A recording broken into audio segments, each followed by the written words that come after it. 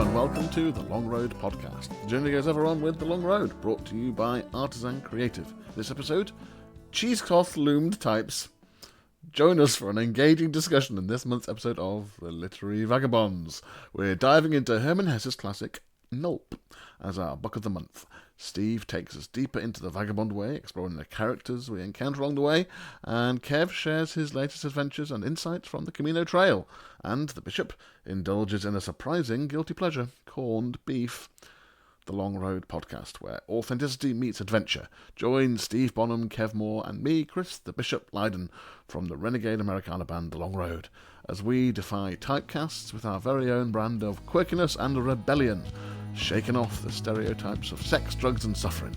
Get ready for ridiculous tales, offbeat musings, and downright daft moments. Tune in for laughs, tunes, and a rebellious spirit. Hop on the wild ride with the Long Road Podcast from Artisan Creative.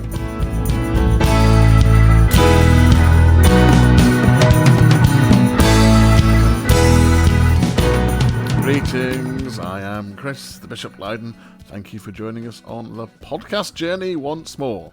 It's a busy time here at Artisan HQ.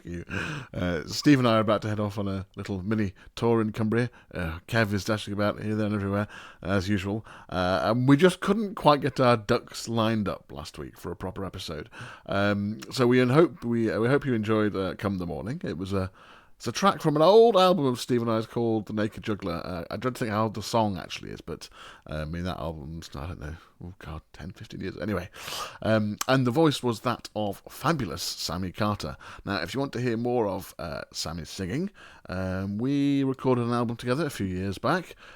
Just Google The Woodworm Sessions from Sammy Carter and the Vagabond Collective, and you'll see it up there on streaming services. Have a listen. Anyway, as usual, please check out our merch stall, our digital merch stall, at artisan-creative.com. Books, vinyl, t-shirts, tote bags, all sorts of things. Don't forget, if you like what we do, consider buying us a coffee at buymeacoffee.com/thelongroadband. Support all things Artisan Creative at our Patreon, patreon.com/artisancreative. Now, before we get to the main chat this week, here is our track of the week. Now, whilst the podcast didn't happen during 2022 or 2023, we were still doing stuff. We did a project that started in 2022 called How to Survive and Thrive in an Impossible World with a Piano, which ended up being a show that me and Steve took to Edinburgh Fringe last year. But it started off life touring to NHS venues and community venues in 2022. And as part of that project, we wrote some new songs, and The Long Road got into the studio to record them. But because the podcast wasn't sort of running then, we probably haven't featured the songs on the podcast yet, so I figured that we should. Now, the track this week is called Nobody Told Us, and I just love it. It's got some great lyrics. Really listen out for those. Witty, satirical, cutting even. And it features my one contribution lyrically, that is What Else Rhymes with Prick. Listen out for that. So here is Steve Bonham and The Long Road with Nobody Told Us.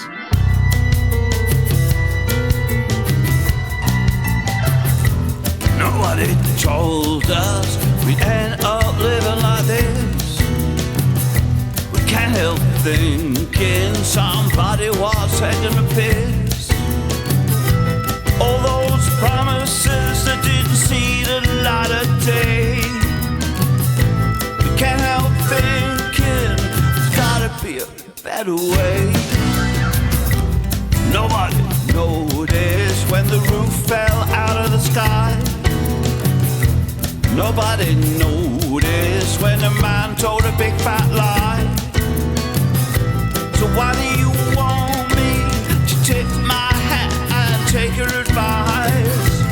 Why do you want me to keep on keeping on? Not pay the price.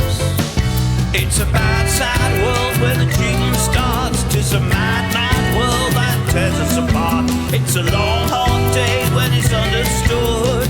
All the good trees got lost in the woods. You and I fading away, waiting around for Judgment Day.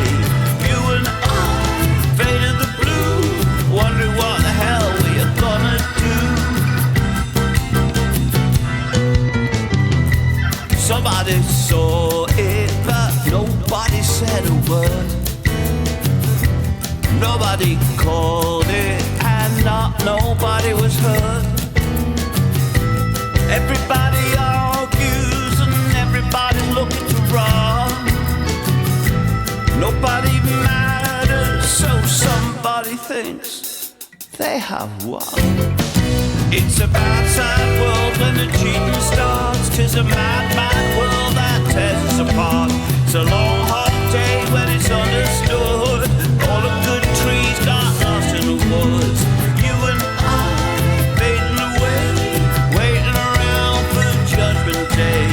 You and I faded the blue, wonder what the hell we're gonna do. I've been thinking the world is quickly shrinking. All the boats are sinking, all the dudes are drinking. The swamp is filling quick, the country's falling sick. Oh, and I figured it. What else rhymes with prick?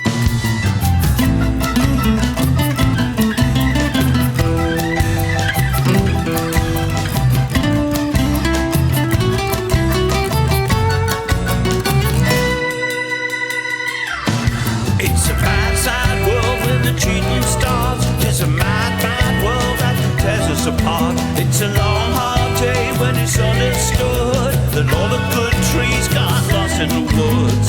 You and I fading away, waiting around for Judgment Day. You and I faded the blue, wondering what the hell we are gonna do. It's a bad, sad world when the cheating starts. 'Tis a mad, mad world that tears us apart. It's a bad, sad world when the cheating starts. 'Tis a mad, mad world that tears us apart. It's a bad, sad world when the cheating starts. 'Tis a mad, mad world that tears us apart. It's a bad, sad world when the cheating starts. 'Tis a mad, mad world that tears us apart. It's a bad, sad world when the cheating starts. 'Tis a mad, mad world that tears us apart. It's a bad, sad world when the cheating starts. 'Tis a mad, mad world that tears us apart. It's a bad, sad world when the cheating starts. 'Tis a mad, mad world that tears us apart. It's a bad, sad world when the cheating starts. 'Tis a mad, mad world.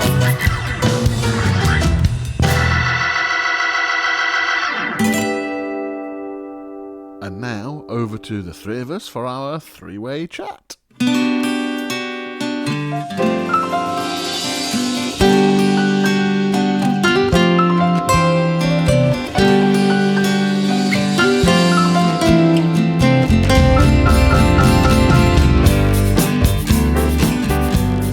Welcome, everybody. We're back, the three of us together, for another of our silly three-way chats spread around the world. Kev at home in Spain, and Steve at home in Derbyshire, and me at home in Manchester. Hello, Steve. Hello, Bishop. Hello, Kev. Hello, Bish. That was very Leslie Phillips, Steve.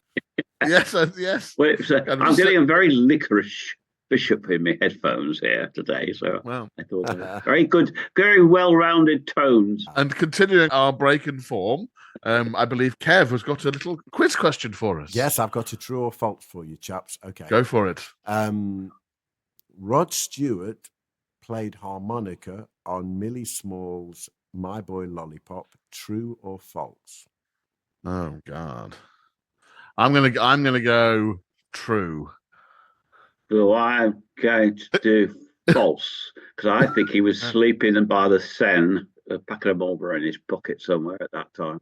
It's become a bit of an apocryphal sort of old wives' tale that he did play the harmonica on Millie's record, but in fact he did not. But He did not. Is that a bit like Bob Holness playing the sax solo on Baker Street? Exactly. Yeah. Or as I tried to spread on this podcast, something about Joanna Lumley playing something on something, but I can't remember what it was now. Yes. Not a very good rumour if I can't remember what it was myself. Here's another true or false that I just read. Where was it? The band Led Zeppelin was originally called Leaping Frogs. Oh, well, I got to go first, because the guy afterwards is an expert. You know, I've seen pictures of Kev talking to the man, so I'm going to go false. I'm going to have to go false as well, because I know it to be demonstrably untrue that they were called Leaping. Whatever. It's false. The band was never called Leaping Frogs. It's always been Led Zeppelin. And do you know how they got their name? I feel like I do know the story, but can't recall it off the top of my head. It was Keith Moon who said you're going to go down like a Led Zeppelin. Right, yes. Because they were, in fact, for a short while, called the New Yardbirds. Ah, the New Yardbirds, wow. So Steve's looking furtive. Is there a door situation, Steve? No, we're okay. The dog was just winding himself up to join the conversation by throwing himself at the front door. Oh, I thought you was going to howl the opening "Strange to Immigrant" song by Zeppelin. So today, our segment of the month, whatever we're calling this bit of the show, is the book of the month. Our little book club. That's it. Our book club, yeah. That we we're not very well prepared to. Well, actually, we might. Did we? I can't remember. Did we forewarn our listeners about what this one was? I can't remember now. No. Maybe we did. Maybe we didn't. Either way, we're not very well prepared in that respect. So if you would like to join in with this book club, you'll have to listen to us talk about it and then go and read the book. Yes. And this choice was Steve's choice this time. So Steve, why don't you tell us a bit about the book, the title of the book, who it's by, and a bit of why you chose it. Yeah, well, the book is called Knulp, and it's by Hermann Hesse, I think he's Swiss German, but a writer from the mid 20th century. It was very, very popular for a while with cheesecloth-loomed students types, which would have included me right in back in the last century. And he was very much a writer of stories that always had themes about freedom and sometimes quite mystical. This one isn't. Anyway, I've told this story 100 times because this book literally changed my life. I was going to go busking in the south of France with my friend Tim, and another Tim, gave me this book, and I put it in my backpack as I set off with my guitar. And I read it as I was kind of sitting on the beach or waiting for the evening to come to start playing around the cafes on the seafront. And it knocked me out. I've never had a book speak to me, a young, impressionable, probably 19-year-old, 18-year-old mind in the way this one did. And on the back page, it was talking about the book and saying that the purpose in life of Knulp was to bring little nostalgia for freedom to everyone he met. And I remember sitting there, and I was sober, actually. I was definitely sober, thinking, that's a hell of a good mission. Why not? Why bloody not make that your life's purpose? And in odd ways, I don't think I've ever grown out of that. And I've given this book, so I'm intrigued to know what you two think about it, because I have given it to almost everybody over the years that I've got to know. Probably 70% go, I don't see why you would give me this. Okay, so it doesn't come with, clarion calls you must read. But about 30% say, yeah, that is really lovely. And given the fact it's about a vagabond tramping through, in this case, southern Germany, given that Kev's obviously been walking around Spain for about 5 years now, I thought quite an appropriate little book there with him. And I think the theme of it probably could speak to us all, but I don't know. Over to you guys. Well, it certainly, as you can imagine, it was the seeds fell on fertile ground with me, because I obviously identified with a lot of that, being literally fresh off a third Camino as I read it. So, I like the way he wanders in and out of people's lives and has this lightness of being that he leaves a residue with people, doesn't he, as he goes? And I particularly like the exchange, the almost salacious, where his ex-compatriot's wife has designs on him, and it makes him incredibly uncomfortable, because it's kind of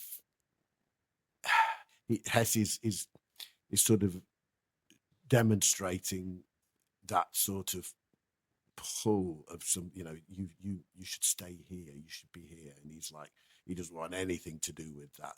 He's on the road as soon as he can get on the road after the designs of the wife, and the irony is he's there listening to his friend extol the virtues of the perfect marriage, and yet he knows that that's not the case, really.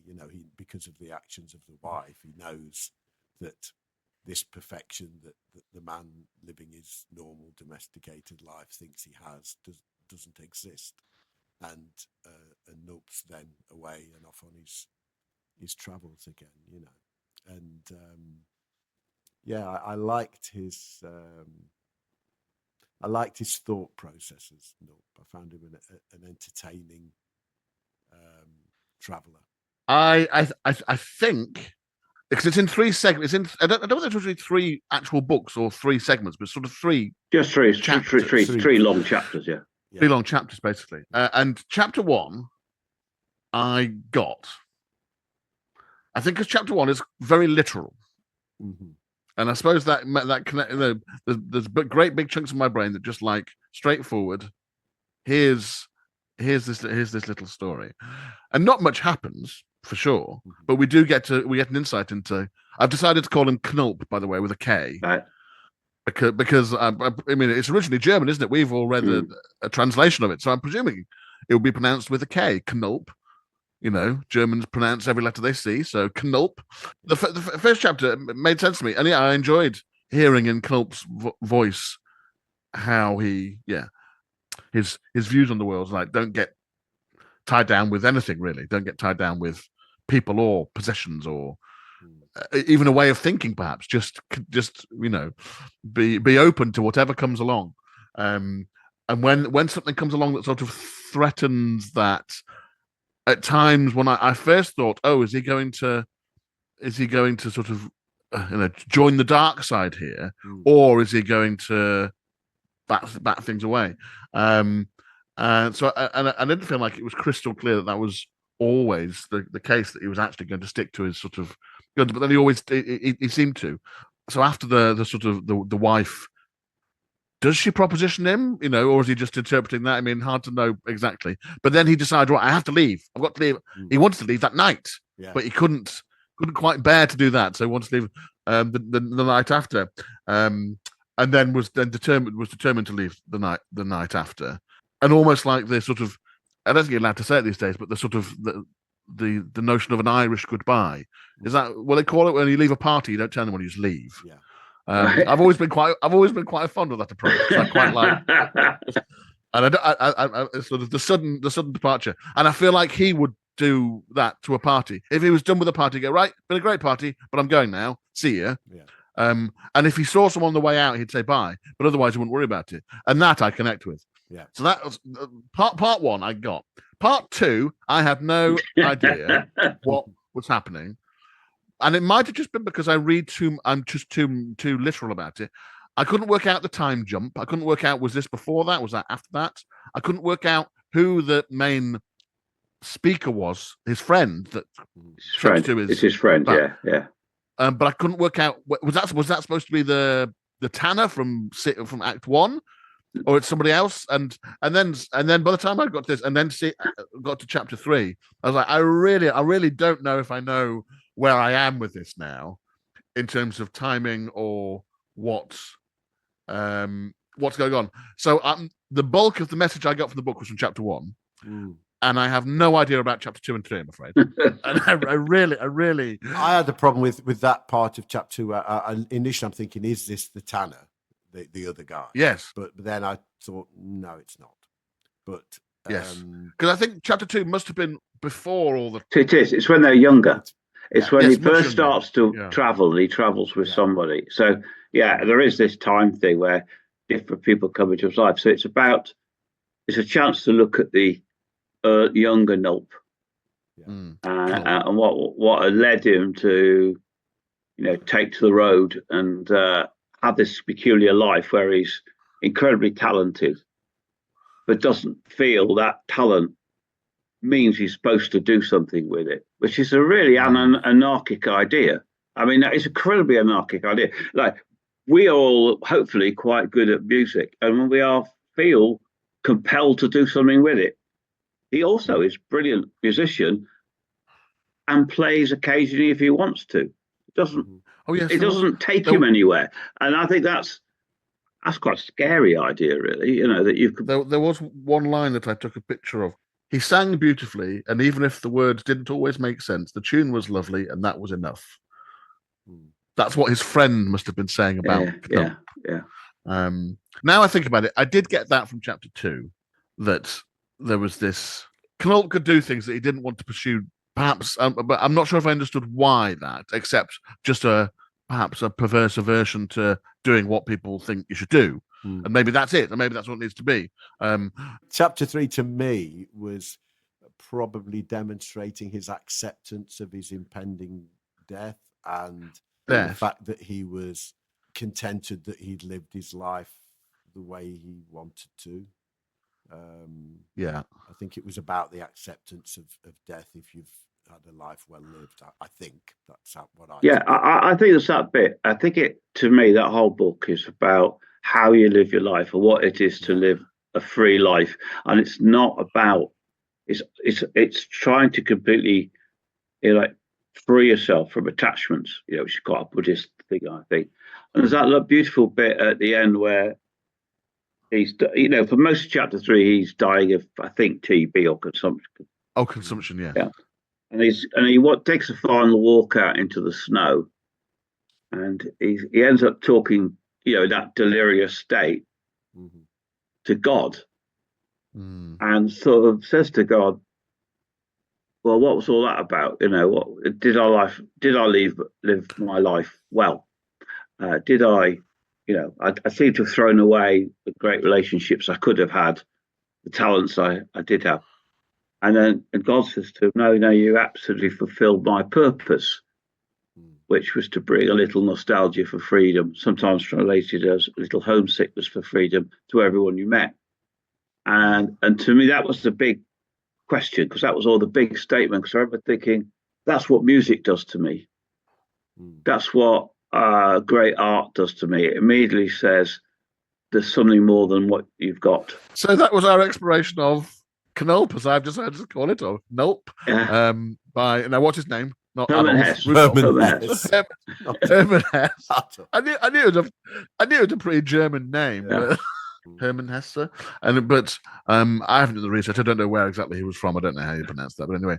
But so a significant book in Steve's life, and I think it's opened some pathways in my brain and Kev's brain as to sort of we live the lives we live, and we're quite happy with how we have approached things. Yeah. So if you at home want to read along, Hermann Hesse, Knulp, go and check it out. It's only a short book, some nice evenings read, or a read on the beach one day on holiday.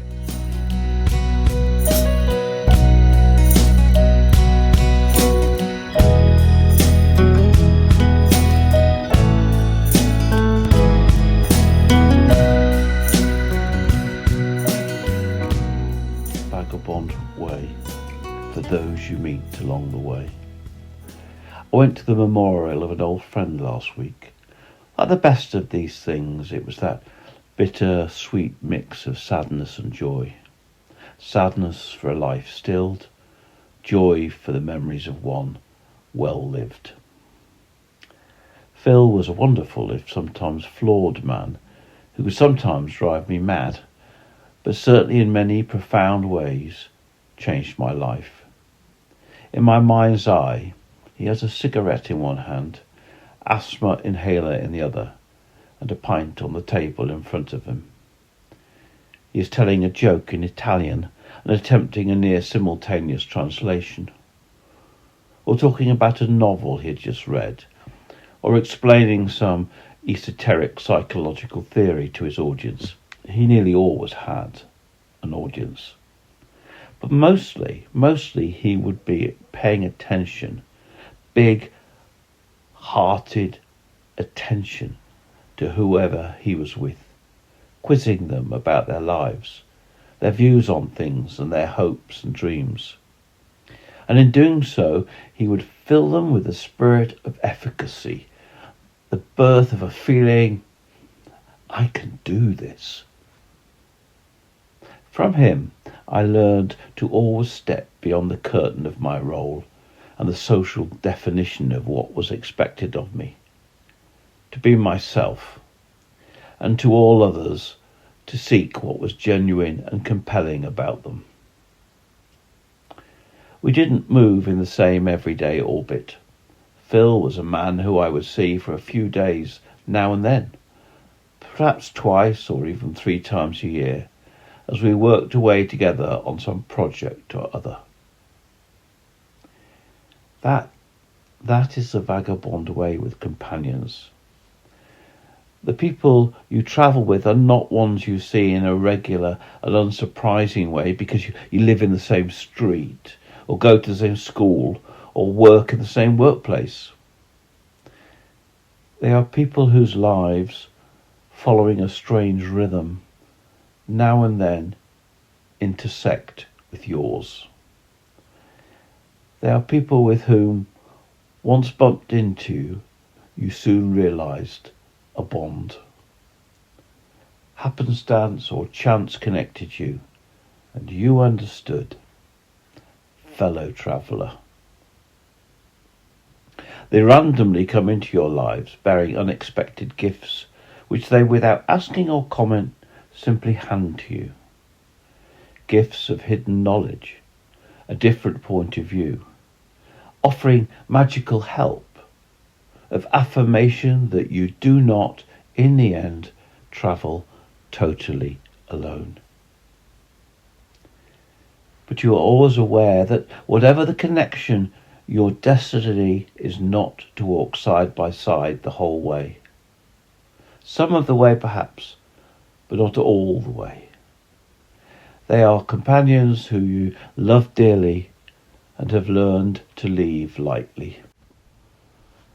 In one sense, no matter how close, they always remain someone you met on the road. They always remain something of an enigma, an outsider. You travel alongside them like the travellers of old, bound together by the intimacy of a shared journey, but knowing you will part at the crossroads. To be a vagabond is to embrace the companionship of the strangers that you meet and offer that of the same you find in yourself. For as a vagabond, you too may be a bearer of gifts.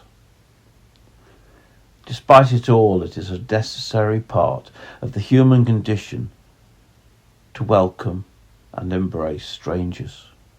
Whatever the screeching voices of us and them that we hear today, in all cultures there are norms around how to welcome strangers and to value them.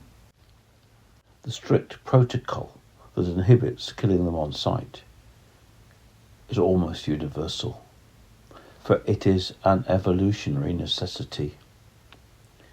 Out of the deserts, the tribal camp, someone unknown and unrecognised must from time to time arrive, who, in exchange for food and water and shelter, will offer news, ideas, skills, in short, illumination. The companions we meet along the way we must always accept as imperfect. To be of the road is not to be easy. Philip, as I said, was flawed, as we all are. We should accept these companions are less than perfect as we are less than perfect too. And most often their lack of perfection is more a result of our expectation than a deliberate desire to damage.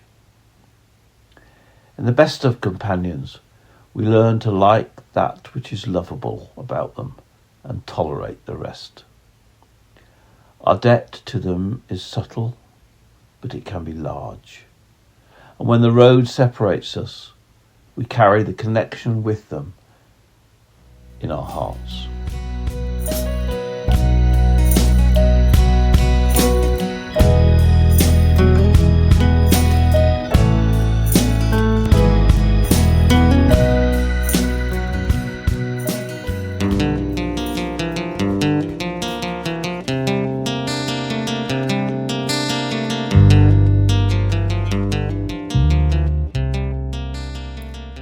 Welcome back to Kev's Camino Corner, I suppose it should be known, at least while I regale you with tales of my various wanderings across the Iberian Peninsula. Last time, you may remember I'd left my Camino family, as I'd come to know them, after our lovely meal together on the outskirts of C, a small seaside town tantalisingly close to my destination of Finisterre. I sat in the sunshine for a while, writing my journal before starting the lovely walk around the harbour, the path describing a graceful arc towards a steep hill that would take me out of town, towards Corcubion. The way out of sea was lovely, secret little pathways festooned in foliage and alleys with ancient dry stone walls running alongside, occasional glimpses of medieval chapels. The Camino always dispenses these little jewels to feast your eyes on, a sort of nourishment for the soul that keeps you going. Getting near the ocean, I experienced the familiar sound of waves crashing on the beach, and my first Chiringuito beach bar sign. So commonplace where I live in the south. I thought I was following the Camino trail signs diligently, but at some point on the main road, I came across my Slovakian friend Andres again.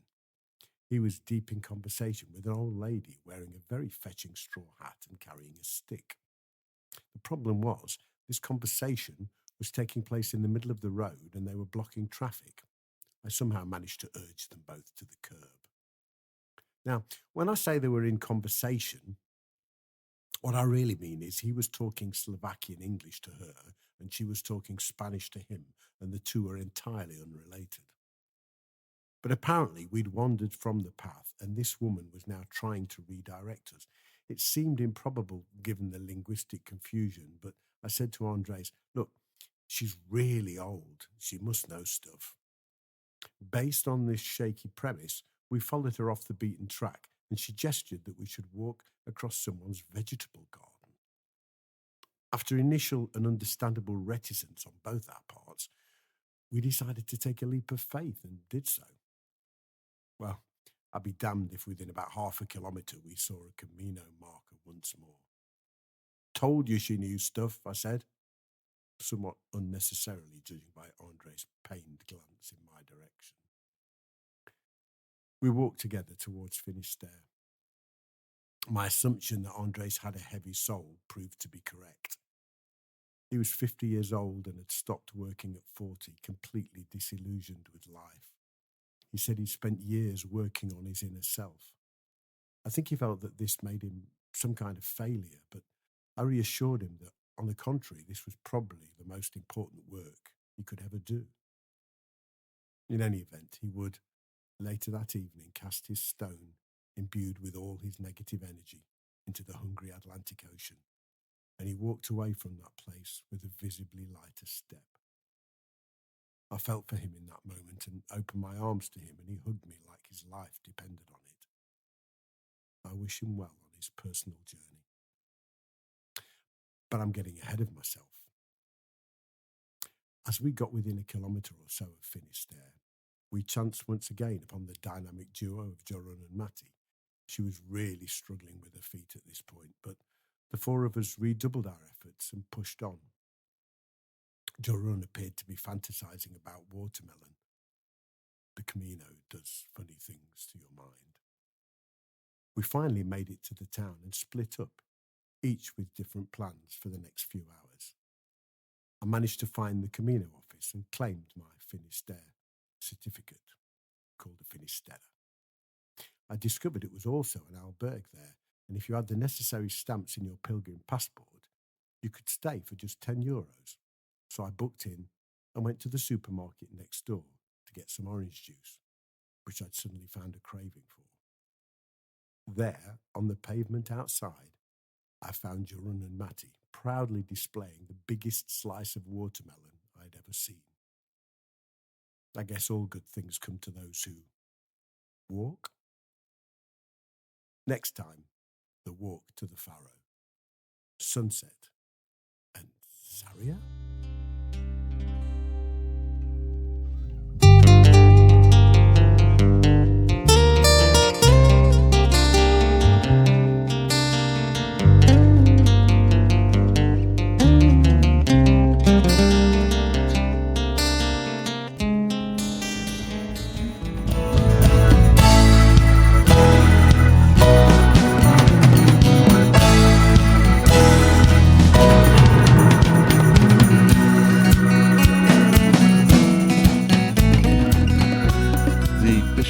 daily bread, swerving deftly away from bread today. Surprise, surprise. But still retaining the ever-present theme of nostalgia, I suppose.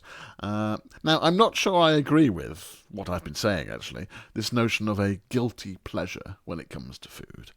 Especially at the moment in the world, wars, economic downturns, post-pandemic recovery, mental health crises, and all the other stuff we have in our day-to-day lives. Finding joy where you can find joy is important, I think. So I say, sod the guilty bit, just enjoy the pleasure. Nostalgia-fueled once again, my food thoughts are this week, and it's a controversial one perhaps, or at least one where people probably have a definitive, yes, I love that, or absolutely not, take that away from me right now, sort of reaction. There were several simple dishes that I enjoyed as a youngster for, family tea. The glee when I found out it was going to be, egg and chips, for instance. Simple but exquisite. Sometimes with a slice of bacon or gammon. Oh, God, yes, gammon and pineapple. Oh, my wow. An utter delight. Probably served with some peas or something like that, yes. Or salty gammon with a ring of sweet pineapple. Yes, delish. I think I've spoken about it before, but the mysterious has-no-name dish of egg and bacon and potato pie, layered up in this huge dish with cheese on top, served with a healthy dollop of ketchup. Or sausage casserole, delightfully soft sausages, herby, served with mashed potato and a delicious gravy. And if we're leaning that way, thanks to my Scottish heritage, and actually a favourite of mine as a youngster, although I think for some reason I railed against it, but now I look back with great fondness on mince and tatties. A simple stew, if you call it that, of minced beef with carrots, soft, sweet carrots, in a rich gravy. It's always a rich gravy, isn't it? Never a weak gravy. Now, served in our house most commonly with boiled potatoes or new potatoes. I'm sure some places it would have been mashed, but for us, boiled or new, and actually, you mash up the potato yourself on your plate anyway, so it all ends up the same way. Alas, I did have one, now I find regretful, caveat as a child. Onions. Onions. Couldn't bear to think I was eating onions. Just couldn't countenance it at all. If I saw the onions in the mince of said mince and tatties, I would kick off. So I think, God bless them, my parents ended up doing a portion of the mince sans onions just for me. And I'm sure it suffered from it in terms of flavour. Onions are, the base of so many cuisines in the world, and rightly so, I find, in my adult life. Anyway, that's all just the preamble to the main event. But there are links, this isn't just a slapdash thrown together production, The main event being corned beef hash. And I think, as a child, for some reason, I thought this was one of the top dishes we could have. Now, I'm sure some of you have already switched off. Corned beef? I hear you cry. Yes, corned beef. Now, if you Google corned beef hash, you get all kinds of complicated nonsense, I fear. The variety we had, and this is all I'm interested in today, I'm afraid, was dead simple. Potatoes, peeled, boiled, and mashed. Although certainly not super smooth. A little texture in them was fine. And not too buttery. I've discovered in grown-up life, as you're about to add a huge chunk of fat into the mix in the form of corned beef. A tin thereof, cut into chunks and then dispersed amongst the mash. But not so much as to completely mix it in, just pass sort of through each other. You want lumps of corned beef still. And you end up with this sort of fascinatingly coloured lump of deliciousness, sort of purple and pale brown, and now here is the kicker as a child: doused, smothered, drowned, caked, covered in ketchup. And swirl the ketchup in, you get this purple, brown, pale brown, streaks of red. It looked quite foul, but for me, utterly delicious. And again, even the ketchup is contentious, I think. I get that. But for me, that is it. Corned beef hash with ketchup. Potatoes, corned beef, ketchup. 100% delicious. As a child, again, I bow down to the generosity of my parents for indulging me. The family preference was to include onions in the corned beef hash. Mine was to avoid onions at every corner. So again, an onion-free portion for me was prepared. And for that I was, and I am, so thankful. As an adult, I'm not sure if I've ever tried my own corned beef hash with onions. It's sort of almost built into me now that I just can't exist in a universe where corned beef hash with onions exists.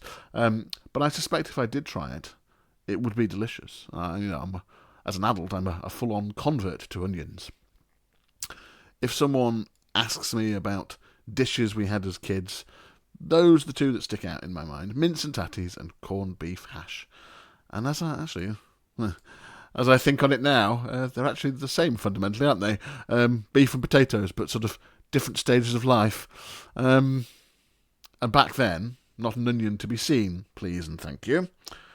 And the true joy of corned beef hash is one always has a tin of corned beef in the cupboard. Well, I always do.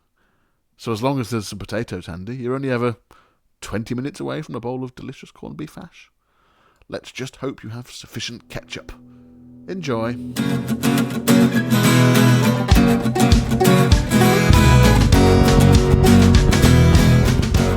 That's it for this week. Thank you for listening wherever in the world you are.